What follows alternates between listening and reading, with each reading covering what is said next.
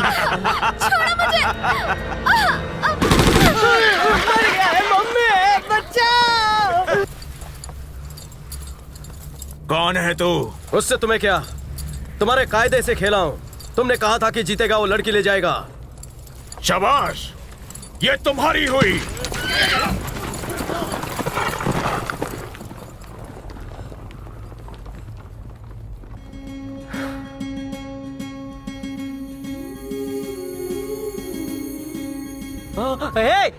रुको रुको रुको, वहाँ देखो कयामत जी। मैं यहाँ हूँ।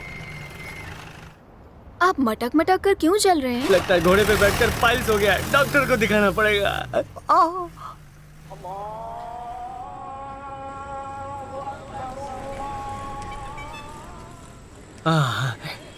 मंजिल तक पहुंच ही गए। रुको रुको,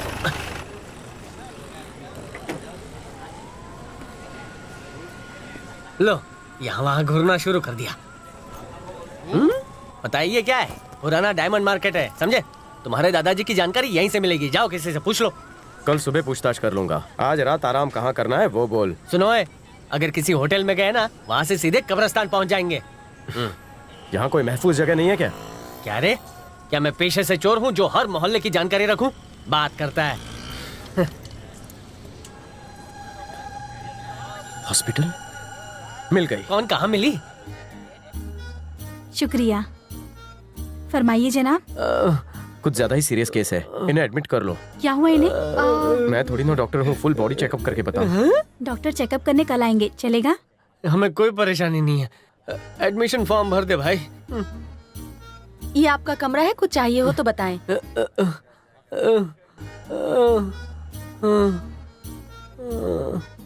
कल सुबह मैं डायमंड मार्केट जाकर अपने दादाजी की दुकान ढूंढूंगा। तुम दोनों यहीं रुकोगे। बेहतर होगा इन्हें भी साथ ले जाओ। पेशेंट को बाहर मत ले जाओ, मैं बहुत बीमार हूँ, तुम चली जाओ। ए माँ, माँ।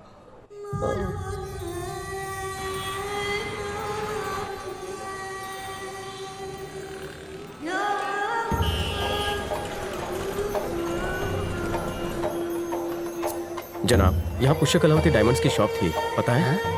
नहीं, हमें इल्म नहीं।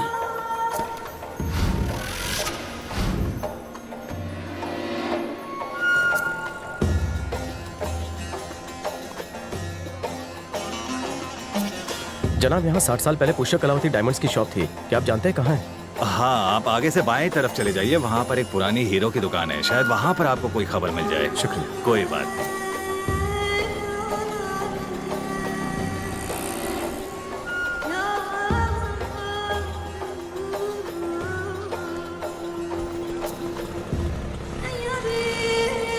चाचा, बोलो बेटा। 60 साल पहले यहाँ पुष्य कलावती डायमंड्स नाम की शॉप थी।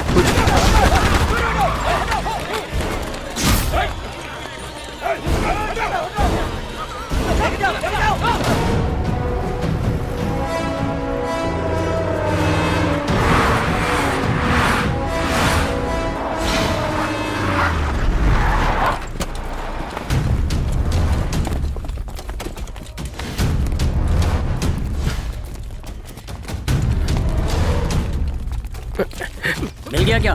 हाँ, मिल गया।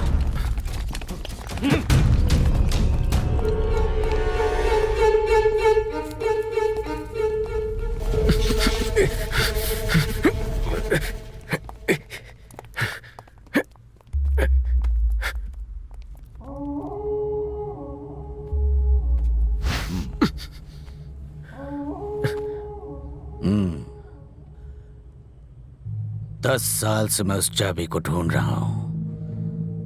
जब मुझे पता चला कि वो तुम्हारे पास है तो मैं खुशी से पागल हो गया।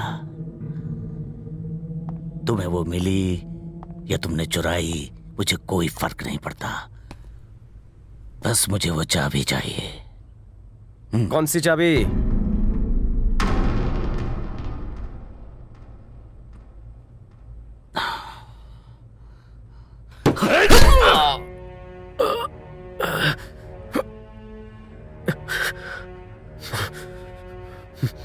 कुछ याद आया? कितनी बार कहूं कि वो लॉकेट है, चाबी नहीं है। लॉकेट कहो, चाबी कहो, चाहे जो भी कहो, अगर वो तुम मुझे दोगे तो मैं तुम्हें इंडिया जाने दूंगा, वरना यहीं मरोगे। नहीं दूंगा। लातों के भूत बातों से नहीं मानते।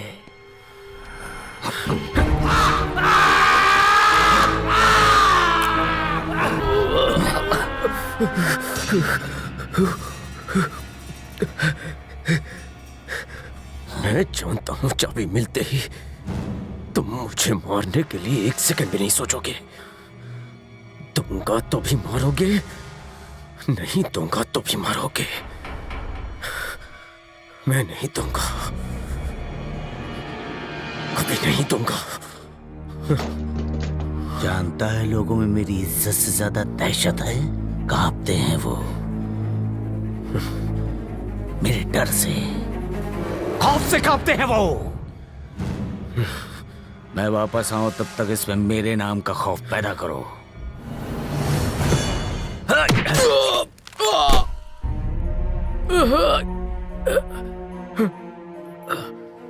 ईमान से कहता हूं, तेरे जिस्म में एक भी हड्डी सलामत नहीं छोड़ूंगा।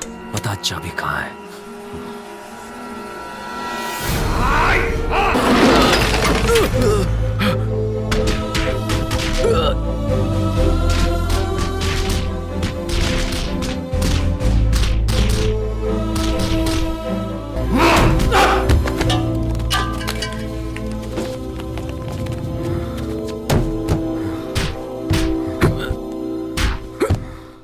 बस, मैं तुमसे आखिरी बार पूछता हूं, वो चाबी कहां है? जितनी कोशिश करनी है कर ले, मेरा मुंह नहीं खुलेगा। तुझे मैं कुछ नहीं बताऊंगा। इसे ना मौत से डर लगता है और ना ही मुझसे डरता है ये। इसे कल सुबह पेशावर ले जाओ। चौराहे में लोगों की भीड़ के सामने इसके टुकड़े टुकड़े कर दो। इसका कटा सर ले जाकर इसके साथियों को ढूंढो और उन्हें दिखाओ। फिर चाबी अपने आप मिल जाएगी।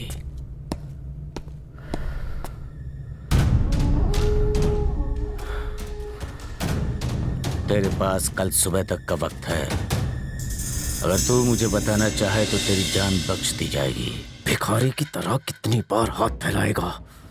अगर मेरे ना हो तो मुझे करोड़ रुपए भी नहीं चाहिए, और अगर मेरे हो तो मैं 1 रुपया भी नहीं छोड़ता।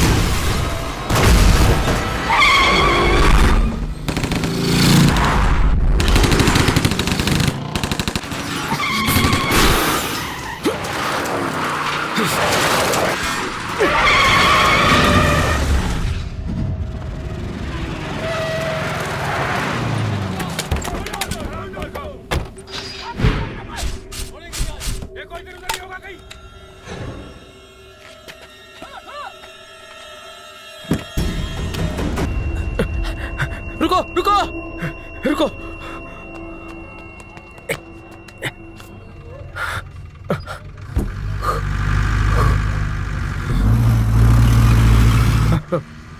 पानी पानी।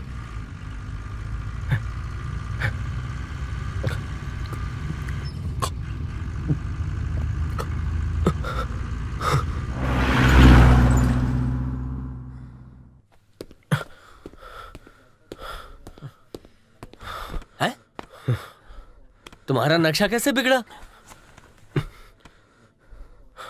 सुनिधि कहाँ है? मतलब एक औरत आई थी, मेरे सिर पर बंदूक रखी और सुनिधि को अपने साथ ले गई। तो तूने उसे बचाया क्यों नहीं? बंदूक के सामने मजबूर था। उसने एड्रेस दिया है और कहा कि तुम्हारे आने तक वो सुनिधि का पूरा ख्याल रखेगी। अपना नाम बताया? वो तो नहीं बताया, पर बातों से वो खतरनाक नहीं लग रही थी। पता डायमंड मार्केट के पास का ही है। चल मेरे साथ। मैं क्यों आऊं? तुम तो कच्चे कुंवारे हो, लेकिन मैं तो बीवी बच्चों वाला आदमी हूँ। मुझे माफ कर दो।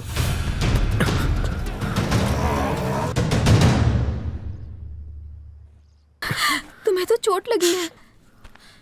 किसने मारा तुम्हें? बाद में बताऊंगा।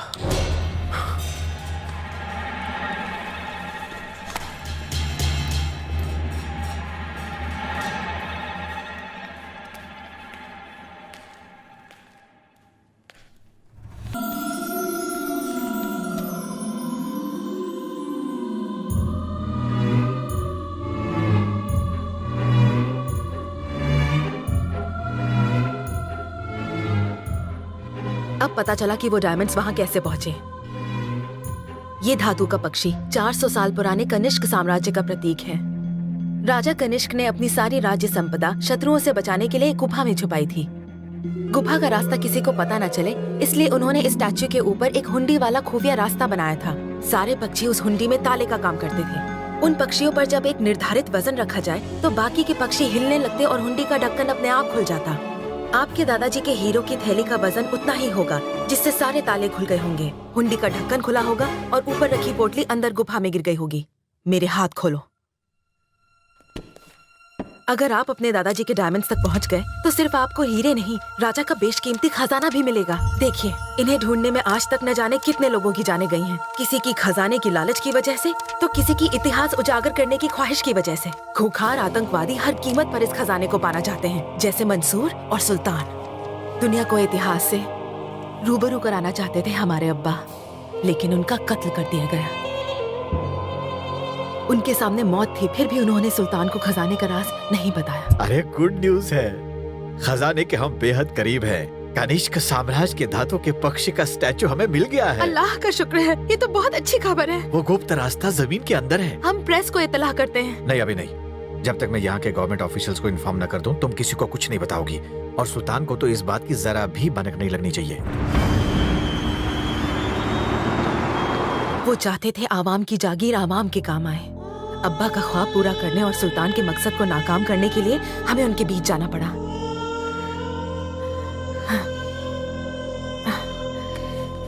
इस बॉक्स को पाना ही हमारा मकसद है। अब्बा के रिसर्च पेपर्स के मुताबिक इस बॉक्स में एक नक्शा है। खजाने को पाने के लिए हमें उसे समझना होगा। ये बॉक्स सुल्तान के पास है, इसे हासिल करना होगा। गरुड़ की आकृति वाला ये लॉकेट, शायद यही इस बॉक्स की चाबी हो। आपके दादाजी से पहले ये लॉकेट ब्रिटिश आर्कियोलॉजिस्ट डेविड के पास था। लोग कहते हैं कि वो इस चाबी को लेकर गुफा में गए जरूर थे, लेकिन कभी लौट कर नहीं आए। हो सकता है आपके दादाजी को उन्हीं के कंकाल से ये लॉकेट मिला हो। मतलब हमें वो बॉक्स वापस चाहिए। ये काम इतना आसान नहीं है। ये सुल्तान का घर है, चारों तरफ सिक्योरिटी तैनात है। यहाँ फर्स्ट फ्लोर पर उसका बेडरूम है। बेडरूम के नीचे एक सीक्रेट रूम है। हमने मंसूर को कहते सुना कि वो अपने इंपॉर्टेंट डॉक्यूमेंट्स, सोना और पैसे यहाँ रखता है। यकीनन बॉक्स भी यहीं रखा होगा, पर आज तक किसी ने उस कमरे में जाने की हिमाकत नहीं की, जिसने की वो कभी लौट कर नहीं आया। इन ट्रांसफॉर्मर्स को पावर कहाँ से मिलता है? यही ट्रांसफॉर्मर हमें उस सीक्रेट रूम तक पहुंचाएगा।